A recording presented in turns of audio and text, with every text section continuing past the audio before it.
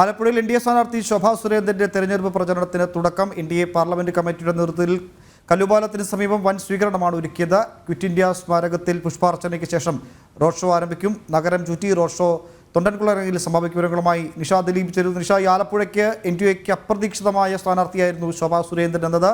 വലിയ സ്വീകാര്യത പാർട്ടിക്കുള്ളിലും സാധാരണക്കാർക്കിടയിലുമുള്ള ഒരു നേതാവ്. അങ്ങനെ ഒരു നേതാവ് ആലപ്പുഴ പോലെ ബി ജെ പിക്ക് വലിയ സ്വാധീനമുള്ളൊരു മണ്ഡലത്തിലേക്ക് മത്സരത്തിനായി എത്തുമ്പോൾ അത് എൻ ഡി എ ക്യാമ്പിൽ നൽകുന്ന ആത്മവിശ്വാസം ചെറുതല്ല. അത് ആ ദൃശ്യങ്ങളിലും കാണാം.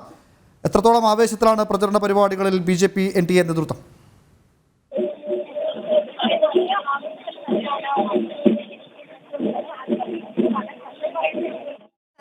ആലപ്പുഴ ജില്ലയിലെ എൻ ഡി എ നേതൃത്വമുള്ളത്. അല്പസമയം മുമ്പാണ് കല്ലുപാലത്തിന് സമീപം പ്രവർത്തകരുടെ നേതൃത്വത്തിൽ വലിയ രീതിയിൽ സ്വീകരണം ശോഭാ സുരേന്ദ്രൻ നൽകിയത്. ഇന്ന് ആലപ്പുഴയിൽ ഔദ്യോഗികമായി പ്രചരണം ആരംഭിക്കുകയാണ്.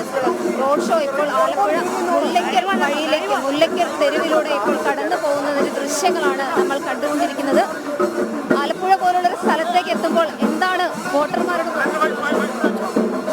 1.54 ലക്ഷം ടൺ കരിമണൽ ഈ ആലപ്പുഴ ജില്ലയിൽ നിന്ന് 40,000 കോടി രൂപയ്ക്ക് വിറ്റ് അതിൻ്റെ പങ്ക് പറ്റിയ ഇടതുപക്ഷവും വലതുപക്ഷത്തിൻ്റെയും പേര് വിവരവുമായി കർത്തയുടെ ഡയറി നമ്മുടെ മുന്നിൽ നിൽക്കുകയാണ്. അപ്പം ആലപ്പുഴയെ സംബന്ധിച്ചുള്ള ഏറ്റവും വലിയ ഒരു വിഷയം എന്ന് പറയുന്നത് ആ 40,000 കോടി രൂപ ഇവിടുത്തെ പാവപ്പെട്ടവൻ്റെ കുട്ടികളുടെ അവർക്ക് അവകാശപ്പെട്ട പണമാണ്. അപ്പോൾ ഏറ്റവും വലിയ അഴിമതിക്ക് അതിൽ പെട്ടുകൊണ്ടാണ്, ഈ നോക്കുകൂലിയൊന്നുമല്ല വീണ വിജയൻ പറ്റിയിട്ടുള്ളത് കേവലം 2 കോടിയോ 3 കോടിയോ കർത്തയുടെ പുസ്തകത്തിൽ കാണുന്ന കോടികളല്ല, മറിച്ച് ഈ കരിമണൽ എന്ന് പറയുന്നത് ലോകത്തിൻ്റെ തന്നെ ഏറ്റവും ശ്രദ്ധാകേന്ദ്രമായ, ലോകത്തെ ഏറ്റവും ഗുണനിലവാരമായ സിർക്കോണിയം, ബ്രുസൈറ്റ്, ബോക്സൈറ്റ് തുടങ്ങിയിട്ടുള്ള ഉൽപ്പന്നങ്ങളാൽ സമ്പന്നമായിട്ടുള്ളതാണ്. അപ്പം ഇവിടെ കഴിഞ്ഞ കുറേ കാലങ്ങളായിട്ട് ഈ ധാതു കടത്തിക്കൊണ്ടിരിക്കുകയാണ്. എന്തുകൊണ്ട് അത് നമ്മുടെ പൊതുമേഖലാ സ്ഥാപനങ്ങൾക്ക് കൊടുത്തുകൊണ്ട് ലോകോത്തര വിപണിയിലേക്ക് നമുക്കിതിനെ ഉയർത്തിക്കൂടാം? അപ്പോൾ ചവറയിൽ പോലും ഏറ്റവും വലിയ രീതിയിൽ അസംസ്കൃത വസ്തുക്കൾ അവർക്ക് ഉപയോഗിക്കാൻ പറ്റാവുന്ന KMML പോലും കൊടുക്കാൻ കഴിയാതിരിക്കുന്ന കേരളത്തിൽ ഇങ്ങനെ ഒരു വ്യക്തിക്ക് കൊടുക്കുകയും ആ വ്യക്തിയുമായിട്ട് വിദേശ രാജ്യങ്ങളിൽ പങ്കുപറ്റിക്കൊണ്ട് വലിയ സ്ഥാപനങ്ങൾ നടത്തുകയും ചെയ്യുന്ന മുഖ്യമന്ത്രി പിണറായി വിജയനെ കുറിച്ച് ഞങ്ങളിവിടെ ഈ കേരളത്തിൽ ചർച്ച ചെയ്യും. പാവപ്പെട്ട മത്സ്യത്തൊഴിലാളികൾ, സാധാരണക്കാരായിട്ടുള്ള ഓട്ടോറിക്ഷ ഓടിക്കുന്ന പാവങ്ങൾ, ഇവിടുത്തെ കർഷക തൊഴിലാളികൾ ഉൾപ്പെടെയുള്ള മുഴുവൻ ജനങ്ങളുടെയും വിഷയങ്ങൾ ഏറ്റെടുത്തുകൊണ്ട് ഞങ്ങൾ സംസാരിക്കുകയും ഞങ്ങൾ ഇവിടുത്തെ ആലപ്പുഴയിലെ ജനങ്ങളുടെ മുന്നിൽ ഒരു കണക്ക് വയ്ക്കും. നരേന്ദ്രമോദി ഗവൺമെന്റ് വന്നതിന് ശേഷം അടൽ ബിഹാരി വാജ്പേയി അദ്ദേഹം ഇവിടെ ഭരണം നടത്തിയതിനു ശേഷം ആലപ്പുഴയ്ക്ക് കിട്ടിയിട്ടുള്ള കോടികളുടെ വികസന പ്രവർത്തനത്തിന്റെ ഫണ്ടിന്റെ കണക്ക് അത് ഇവിടുത്തെ ജനങ്ങളുടെ മുന്നിൽ വെച്ചുകൊണ്ടായിരിക്കും ഈ തെരഞ്ഞെടുപ്പ് പ്രവർത്തനത്തിന് ഞങ്ങൾ നേതൃത്വം കൊടുക്കുന്നത്. അമൃത് പദ്ധതിയിൽ പോലും 375 കോടി രൂപ ആലപ്പുഴയ്ക്ക് മാത്രമായി കിട്ടിയിട്ടുണ്ട്. അത് നരേന്ദ്രമോദിയുടെ സ്വപ്ന പദ്ധതിയാണ്. ഇങ്ങനെ എണ്ണി പറഞ്ഞുകൊണ്ട് പൊതു റേഷൻ സംവിധാനത്തിലൂടെ പോഷൻ അഭിയാൻ പദ്ധതി പ്രകാരം ആലപ്പുഴയിലേക്ക് കിട്ടിയിട്ടുള്ള കുട്ടികൾക്ക് കിട്ടിയിട്ടുള്ള സൗജന്യ റേഷനും ഇപ്പോൾ നരേന്ദ്രമോദി ഗവൺമെന്റ് പിണറായി വിജയൻ ഇങ്ങോട്ടേക്ക് പൈസ കൊടുക്കുകയാണ്. എന്തിനാണ്? സൗജന്യ റേഷൻ പാവപ്പെട്ടവന്റെ വീട്ടിലേക്ക് എത്തിക്കാൻ വേണ്ടിയിട്ട് 3 രൂപ പാവങ്ങളുടെ കയ്യിൽ നിന്ന് കേരള മുഖ്യമന്ത്രി അടിച്ചു മാറ്റാതിരിക്കാൻ ഞാൻ എൻ്റെ കുട്ടികൾക്ക് കൊടുക്കാമെന്ന് പറഞ്ഞുകൊണ്ട് അത് ഇങ്ങോട്ടേക്ക് കൊടുത്തുകൊണ്ട് പൊതു മാർക്കറ്റിനെ നിലനിർത്തുന്ന ഇന്ത്യയുടെ പ്രധാനമന്ത്രിയെ കുറിച്ച് ഞങ്ങൾ ചർച്ച ചെയ്യും.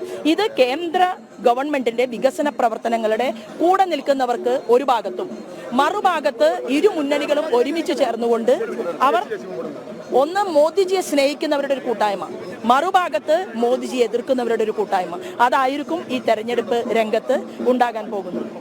ആലപ്പുഴയെ സംബന്ധിച്ചിടത്തോളം കഴിഞ്ഞ തവണ ആലപ്പുഴ ജില്ലയെ സംബന്ധിച്ചിടത്തോളം കഴിഞ്ഞ തവണ കേരളം ഒറ്റക്കെട്ടായി UDF-നൊപ്പം ഉറച്ചു നിന്നപ്പോഴും ആലപ്പുഴ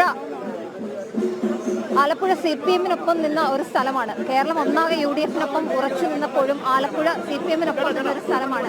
ആ ഒരു ജില്ലയിൽ മത്സരരംഗത്തേക്ക് ഇറങ്ങുമ്പോൾ തീർച്ചയായും കേന്ദ്ര സർക്കാരിന്റെ പദ്ധതികൾ അടക്കം മുന്നോട്ട് വെച്ചുകൊണ്ട് തന്നെയായിരിക്കുമല്ലോ അല്ലേ?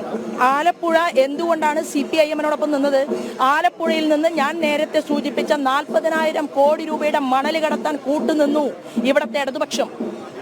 ഇവിടുത്തെ ആ കർത്തയ്ക്ക് പത്മശ്രീ കൊടുക്കണം എന്നാവശ്യപ്പെട്ടുകൊണ്ട് മാർക്സിസ്റ്റ് പാർട്ടിയുടെ കോഴിക്കോടെ സ്ഥാനാർത്ഥിയായിട്ടുള്ള എളമരം കരീം ശുപാർശ കൊടുത്തു പത്മശ്രീക്ക് വേണ്ടിയിട്ട്.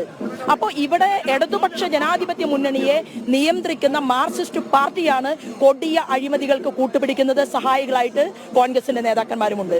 അപ്പൊ സ്വാഭാവികമായിട്ടും അതുകൊണ്ടാണ് MP ആരിഫ് ജയിച്ചത്, അല്ലാതെ ഇവിടുത്തെ ജനങ്ങൾക്ക് വേണ്ടി പ്രവർത്തിച്ചത് കൊണ്ടല്ല. ഈ അരൂര് കഴിഞ്ഞാൽ അങ്ങോട്ടേക്ക് നോക്കുമ്പോൾ എറണാകുളത്ത് വികസനങ്ങൾ ഉണ്ടാകുന്നു.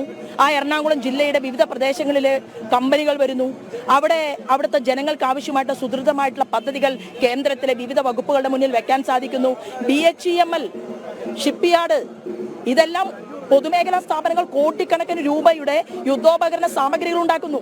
ആ എറണാകുളം വിട്ട് ഇങ്ങോട്ടേക്ക് നോക്കിക്കഴിഞ്ഞാൽ എന്തുണ്ട് അരൂരില്, എന്തുണ്ട് ഇവിടുത്തെ ഈ പാർലമെന്റ് മണ്ഡലത്തിനകത്ത്? ഈ ചോദ്യമാണ് ഞങ്ങൾ ജനങ്ങളോട് ചോദിക്കാൻ പോകുന്നത്. അതുകൊണ്ട് ഇവിടുത്തെ ജനങ്ങളുടെ വികസന പ്രശ്നങ്ങൾ ചർച്ച ചെയ്തുകൊണ്ട് ഞാൻ പറയുന്നത്, ഇവിടെ നിന്ന് ജനങ്ങളോട് ഞങ്ങൾ ചോദിക്കും, നരേന്ദ്രമോദിയോടൊപ്പം കാര്യങ്ങൾ സംസാരിക്കാൻ സാധിക്കുന്ന, അദ്ദേഹത്തിന് വ്യക്തിപരമായിട്ട് അറിയാൻ സാധിക്കുന്ന, ഞാൻ ഇവിടുത്തെ കാര്യങ്ങൾ ചർച്ച ചെയ്യാൻ പോയാൽ പോരെ എന്ന് ചോദിച്ചാൽ സഖാക്കളും കോൺഗ്രസ്സുകാരും വരെ നമുക്ക് വോട്ട് നൽകുമെന്നാണ് ഞാൻ വിശ്വസിക്കുന്നത്. പക്ഷേ കേന്ദ്ര സർക്കാരിന്റെ വിവിധ പദ്ധതികൾ എണ്ണി പറഞ്ഞുകൊണ്ട് തന്നെ ആലപ്പുഴക്കാർക്ക് മുന്നിൽ എത്തിയിരിക്കുകയാണ് ശോഭാ സുരേന്ദ്രൻ.